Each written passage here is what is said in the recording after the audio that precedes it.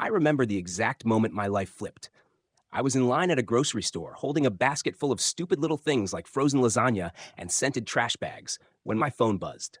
I glanced down and saw her name, Sabrina, my fiancé, the love of my life. Or so I thought. I opened the message casually, expecting something about dinner or the wedding guest list. Instead, I got punched in the gut by 8 words. Wedding's off. Expect a call from my lawyer. That was it. No explanation, no emotion, not even punctuation besides the period at the end. Just cold clinical dismissal like I was a business contract. She decided to void. I stood there frozen. The cashier had to tell me twice that it was my turn. I mechanically paid for the groceries, drove home in silence, and sat in the driveway for 15 minutes before even going inside. I wasn't crying, I wasn't yelling, I was quiet. The only words I sent back to her were "as you wish." I knew what that text really meant. It wasn't just the wedding that was over. It was her way of saying, "Don't contact me. My lawyer will handle everything." I was being discarded. And she thought she held all the cards, but she forgot something. Something very important. See, Sabrina and I had just signed preliminary documents to jointly apply for a mortgage, a beautiful townhome in a newly developed area outside Seattle. She picked it. She decorated it in her head. She even told her friends it was practically hers already, but nothing was finalized. And more importantly, we weren't married yet, which meant I was still technically a free man. So before I even took off my coat that evening, I opened my laptop, logged into the bank's mortgage portal, and withdrew my application. It took 3 clicks. Just 3. And with that, the whole deal collapsed like a house of cards. Now, I know what you're thinking. Petty much? Maybe. But after 2 years of building a life with her, after all the sacrifices I made, including giving up a job opportunity in Chicago so we could be near her family, this wasn't just about pettiness. It was about dignity. Still, I didn't expect what happened next. Less than 48 hours later, while I was eating leftover lasagna on my couch, my phone rang. Unknown number. I let it go to voicemail. A minute later, a message appeared. "Hello, this is Amanda Weiss, attorney for Miss Sabrina Holden.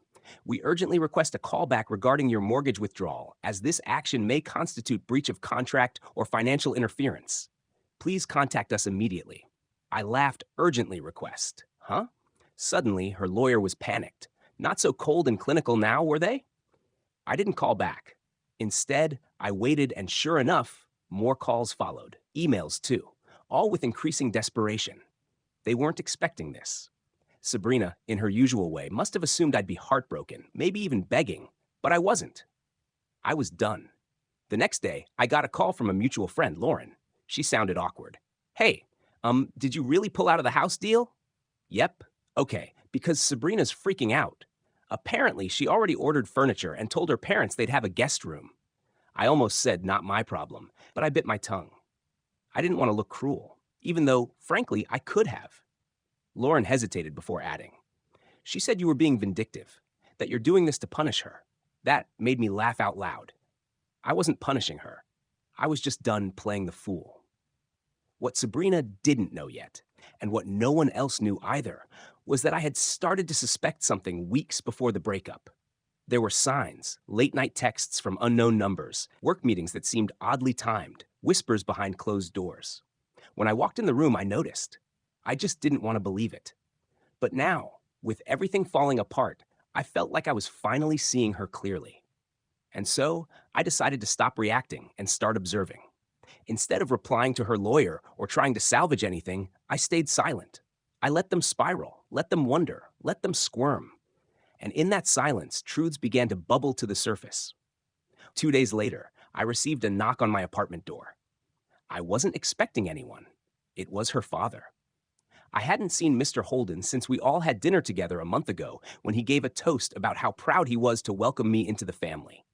Now, he just looked tired and maybe a little embarrassed. He didn't even say hello before blurting out, "What's going on with the house?" I folded my arms and said, "I'm not buying a house with someone who tells me we're done by text and sends her lawyer to talk to me. Are you here as her representative?" His eyes darted down. "No, I'm here because she won't tell us anything." 1 minute she's saying the wedding's off. The next, she's screaming about furniture, invoices, and credit pulls. I just want to understand what's happening. For a second, I considered telling him everything, but I didn't. I just said she ended it. I respected that. She can handle the consequences. He nodded slowly, then muttered something like, I told her not to do this, and walked off. I watched him leave, and a strange calm settled over me. But the story wasn't over. Not even close. Because what I didn't realize at the time was that Sabrina hadn't just blindsided me. She'd been planning something calculated, and I was about to find out exactly why she really wanted that house so badly. The first real crack in the surface came from someone I hadn't spoken to in months. Sabrina's cousin Eric. We were never close, but we'd shared beers at a few family functions and bonded over both being outsiders in her tightly wounded social circle. He DM'd me out of the blue. Hey man, sorry about what happened. I didn't know how messy it was till now. Just wanted to say you dodged a bullet. I stared at the message for a long time before replying. Appreciate it. What do you mean though? Eric's response was instant. I probably shouldn't say more. Just ask her about Spencer. Spencer. The name didn't register at first. It was common enough. I'd met a few Spencers through her work parties, maybe a couple at those awful weekend wine tastings she used to drag me to, but none stood out. I didn't reply. I didn't need to. Something about the way Eric phrased it, short, cautious, like he was dipping his toe in dangerous water, told me everything I needed to know. This wasn't just some name. Spencer was connected to the reason she called off the wedding. And I had a pretty good idea what kind of connection that was. I went back and pulled up her Instagram. Most of her posts were private now, but one thing caught my attention, her list of tagged photos. There was one from a friend's engagement party a few weeks back. The same weekend, she claimed she was sick and staying in. She wasn't in the photo, but Spencer was arm wrapped around her waist. Close intimate. My stomach turned. So, while I was sitting on the couch microwaving soup and making final decisions on backsplash tiles, she was posing with some guy behind my back and pretending to have the flu. That's when I stopped feeling hurt and started feeling something else. Focused. I didn't just want out. I wanted clean. No ties, no debts, no fingerprints left behind. First, I contacted the mortgage company directly and made sure my withdrawal was permanent. I also forwarded them a copy of her breakup message. They told me off the record that her lawyer had already called twice trying to get me readed to the application. Too late.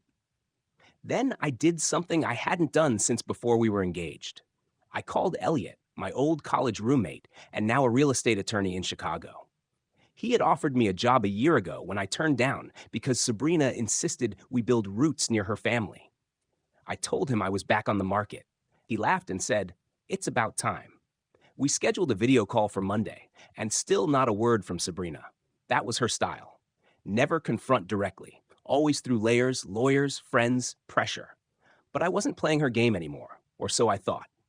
It was Sunday morning when the next bomb dropped. I woke up to 32 missed notifications, texts, calls, emails, not from her, from my bank. Apparently, an attempt had been made the night before to access our joint savings account, the one we opened strictly for wedding expenses. I'd seeded it with $10,000 from my own bonus. Money we agreed would be for catering and rental deposits. But the request was flagged as suspicious because the transaction attempted to move all of it to a private checking account under only her name. I called the bank immediately. They froze the account. And as I was on the phone with them trying to understand what the hell was going on, I emailed him with a new message. Subject, urgent regarding wedding funds. It was from Amanda Weiss, her lawyer. Mr. Pfizer, my client is concerned about the funds held in the joint savings account for your now canceled wedding. As she made several payments into this account, she believes she is entitled to reclaim a portion. That was a lie. She didn't pay a sin into that account. I had records. Every deposit came from me. She kept her money separate for flexibility, she always said. But now that it was over, she wanted to rob me blind and call it even. I didn't reply. Instead, I called Elliot again. He said, "You've got to paper trail every dollar. Then you're good. But let me tell you something, man. If she's desperate enough to try that, she's not done." And he was right. That night, I received a voicemail from Sabrina herself. The first direct communication since her infamous text. Her voice was shaky, emotional, almost like she wanted to sound broken. "Hey, I didn't want it to be like this. I panicked. Okay. Things got complicated and I didn't know how to talk to you about it. Please don't think I was trying to hurt you. I played it twice. Then I deleted it. No reply. Because here's the thing. Once you show someone you're not afraid to walk away, they get scared. And Sabrina was used to control. She wasn't used to someone flipping the script on her. Monday came. I signed the new job offer from Elliot's firm. Remote to start, relocation package included if I chose to move. I was officially back in charge of my life. But Tuesday, that's when the final thread unraveled.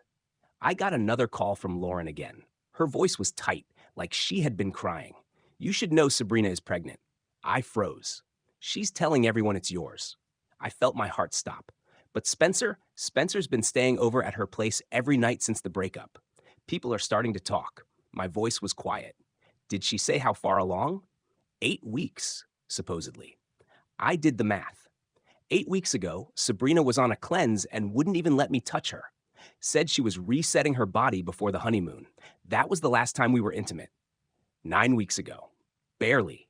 Which meant there was a real chance the child wasn't mine. But she was already laying the groundwork to trap me, to tie me to her with something permanent, to possibly claim paternity, maybe even child support, all while I vanished from her future mortgage. And the worst part, I knew exactly what she was going to do next. And I barely slept after Lauren's call. I lay there in the dark trying to piece it all together. The timing, the motive, the real reason she dumped me by text instead of in person. Because that's what it was, wasn't it? A strategy, not a breakup. Sabrina didn't fall out of love. She was planning her escape route and controlling the narrative before I ever had a chance to speak. And now she was claiming to be pregnant with my child. Except it couldn't be mine. The dates didn't match. We hadn't slept together in weeks by then. She'd been distant, cold, hell, even condescending. She called a period a pre-marriage detox, said she wanted to be pure for our wedding night. I had no reason to question it at the time. I thought she was just quirky like that, but now it was clear she was keeping me at arm's length because she already knew she'd made a mistake, or worse, that she'd crossed a line she couldn't undo. And Spencer, he wasn't just a fling. He was the real reason. The next morning, her lawyer emailed again, this time more aggressive. Given the ongoing circumstances, my client is considering legal action related to financial abandonment and emotional distress. She has also asked me to formally notify you of her pregnancy and your presumed parental responsibilities. Presumed. That word chilled me. They were trying to rush me, corner me, force me into a position where I either responded emotionally or made a mistake they could exploit in court.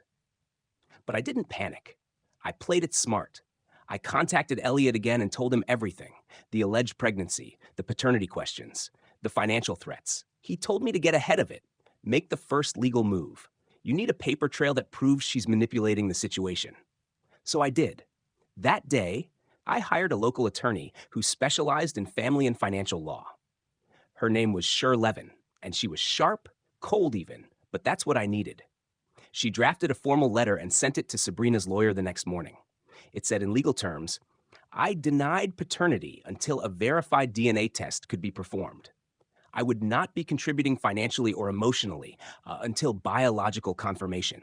Any attempts to access joint accounts or portray me as emotionally abusive would be considered defamation and met with countersuit. She even included a clause demanding full financial disclosure of Sabrina's current assets, just in case Sabrina tried to claim I owed her money from the now canceled house purchase. I wasn't pulling punches anymore. Less than 2 hours after that email went out, my phone rang again. This time, Sabrina didn't leave a voicemail. She called again and again, 6 times in one afternoon. I didn't answer, but Sherry got a call from Amanda, her lawyer, that evening. She said Sabrina was distressed and felt ambushed, that we should have handled things privately, that we were escalating a personal matter into a public one. To which Sherry replied she made it public when she introduced legal counsel and threatened financial action. My client is simply responding, I wish I could say I felt nothing, but the truth is I felt everything. Rage, sadness, regret, mostly regret. Not because we were over, but because I ignored every red flag leading up to this. Like how she'd refused to combine finances until the wedding, or how she always controlled the social calendar, Or how every time I brought up prenups, she'd laugh and say, "Don't you trust me?" But the worst part, I think a part of me still wanted to believe this wasn't real. That maybe she was scared. That maybe Spencer was just a mistake and she was trying to fix things. But reality has a way of punching you in the face when you're not looking. And that punch came 2 nights later from Spencer himself. It was around 1,000 p.m. I was home alone watching TV when I got a message on Facebook from a profile I didn't recognize. No profile picture, just a first name Spencer. The message read, "We should talk. I don't want to be part of whatever game she's playing." I stared at it for a long time. My hands were shaking. I finally typed back, "Talk." He replied, "She told me you two were already over. She said the wedding was called off months ago, and you were just helping her get a house out of guilt." My blood boiled. We were engaged until the day she texted me that it was off that day, not before. He went quiet for maybe 10 minutes. Then he said she said you hit her. I felt the floor drop from under me. What? Yeah, that's what she told me. That she was scared of you. That you had anger issues and used to break things when you were mad. I sat there stunned. I had never laid a hand on Sabrina, never raised my voice in any threatening way. The worst we ever had were arguments about time, how she always put her friends first and scheduled our relationship like a meeting. But physical violence? Never. Not even close. "Do you believe that?" I asked. He took a while to respond. Then no, not anymore. I called Sher the next morning and told her everything. She immediately filed a protective counterbrief, basically a preemptive legal defense in case Sabrina tried to manufacture any abuse allegations to gain sympathy in court. This was getting darker than I ever imagined. But the final nail that came on Friday. I got an email from the mortgage lender, not just a generic update, a personal apology. They'd been contacted again by Amanda Weiss, asking if there was any way they could proceed with the home loan without me. Sabrina had attempted to fake a revised document claiming I had removed myself willingly with no financial expectation. The bank flagged it instantly because I hadn't signed anything. She had forged my name. I forwarded the email to Sherry. She was silent for 10 minutes. Then she called and said, "This is fraught. We can take this to the police." I didn't want that. Not yet. I just wanted it to end.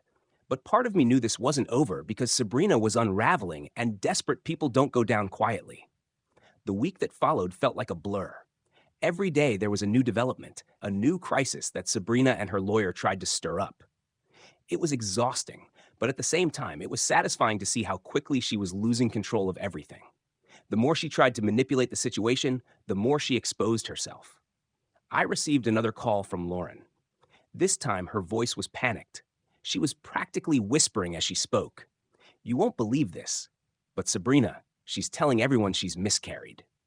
My stomach dropped. What? I didn't mean to shout, but it just came out when she posted about it last night, and now everyone's sending their condolences.